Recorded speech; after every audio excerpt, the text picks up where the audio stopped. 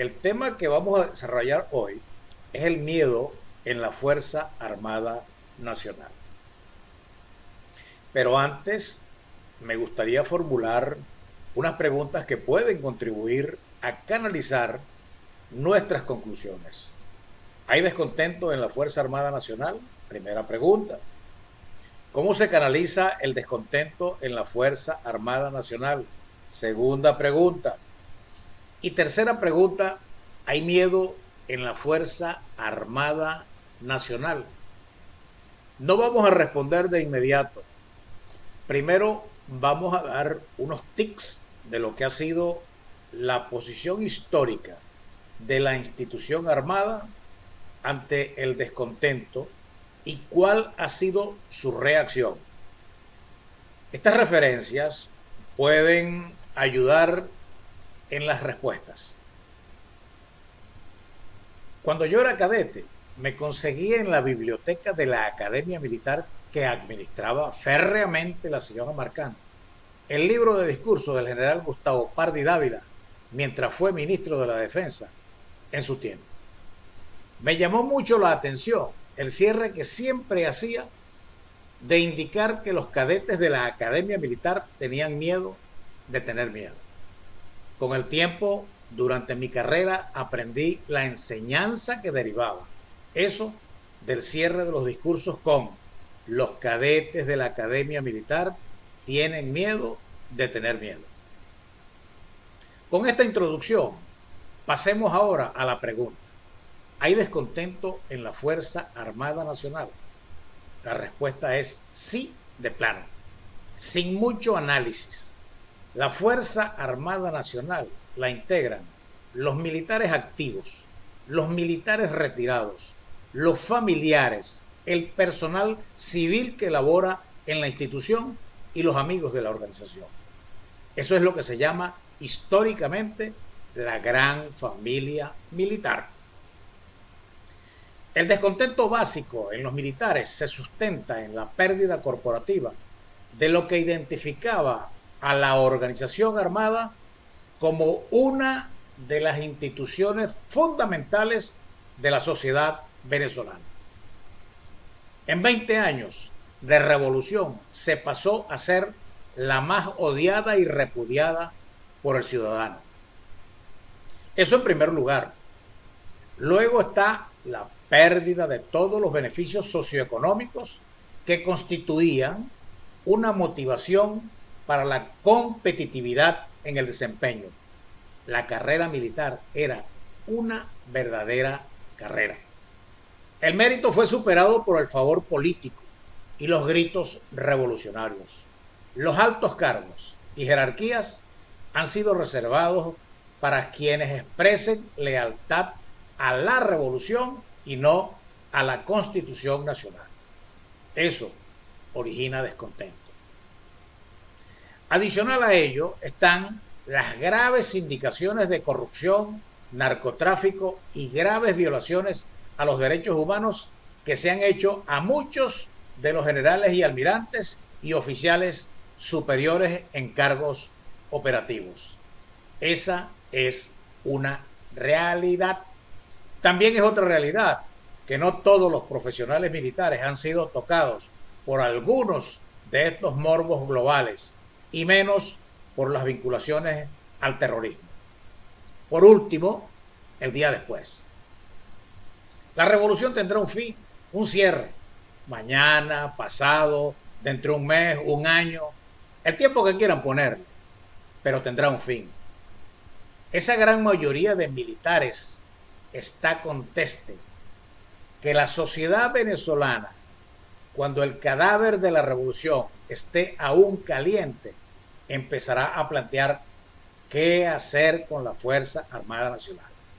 El tema de la factura, sobre todo porque los jefes militares se han pasado por el arco de triunfo el contenido del artículo 328 de la Constitución Nacional y han permitido la invasión de la soberanía por el régimen cubano.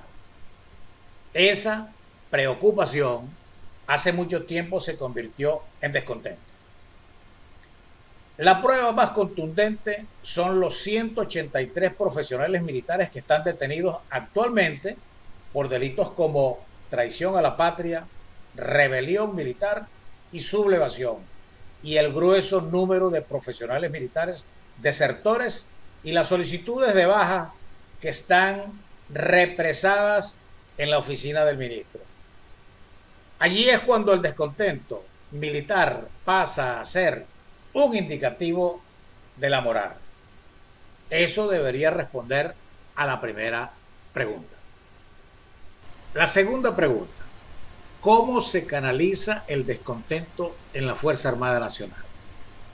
Históricamente, el descontento en la Fuerza Armada Nacional se expresa con un pronunciamiento militar, y a este ustedes pueden ponerle el nombre que quieran etiquetarle: golpe de Estado, insurrección militar, sublevación, rebelión militar. El punto es que cuando el descontento llega a su máxima expresión, hay un pronunciamiento militar. Veamos. El 18 de octubre de 1945 hubo un quiebre militar y un descontento que aprovecharon los dirigentes de Acción Democrática para darle un golpe de Estado al general Medina Angarita. 3 años después, el descontento militar se llevó por delante al presidente Rómulo Gallegos el 24 de noviembre de 1948. 10 años después, el descontento militar se unió a la sociedad civil y obligó al general Pérez Jiménez a encaramarse en la vaca sagrada y abandonar el país. El 4 de febrero de 1992, el teniente coronel Hugo Chávez Frías se montó en una ola de descontento militar y tiró la parada del golpe fallido contra el presidente Carlos Andrés Pérez. Al final, las secuelas institucionales sacaron de la presidencia a Pérez con los militares de protagonistas.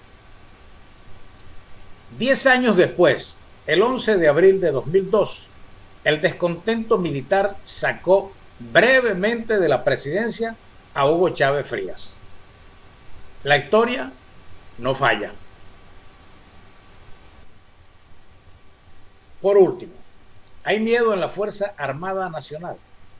Me voy a remitir en primer lugar a lo expresado por la mayor Mariela Santa Fe, una juez militar emblemática del régimen, quien huyó a Colombia, y lo que más resaltó en sus declaraciones es el miedo dentro de la Fuerza Armada Nacional. Como ella, hay muchos que quieren desertar. Y en segundo lugar, la declaración irresponsable que hizo el almirante Ceballos Hichazo, el jefe del CEO, sobre el apoyo de Cuba, Rusia y China ante la posibilidad de una intervención militar a Venezuela. Eso en el llano lo llaman silbar iguanas. Fue una auténtica declaración de miedo. Más allá de lo irresponsable en tratar de propiciar un escenario de guerra global en este lado que cubra la huida y el miedo de los generales y almirantes. ¿Hay miedo? Esa es una buena pregunta para el cuerpo de generales y almirantes, especialmente para quienes están embarrados con la corrupción, el narcotráfico, las graves violaciones a los derechos humanos y quienes han facilitado las vinculaciones del Estado venezolano con el terrorismo internacional. El miedo siempre ha sido un mal consejero a la hora de tomar decisiones, sobre todo en la guerra. Los pronunciamientos militares han sido las guerritas pequeñas en los últimos 100 años de historia política de la Fuerza Armada Nacional. Tenía razón el general Pardi Dávila. Los cadetes de la Academia Militar tienen miedo a tener miedo. La historia no ha fallado en Venezuela.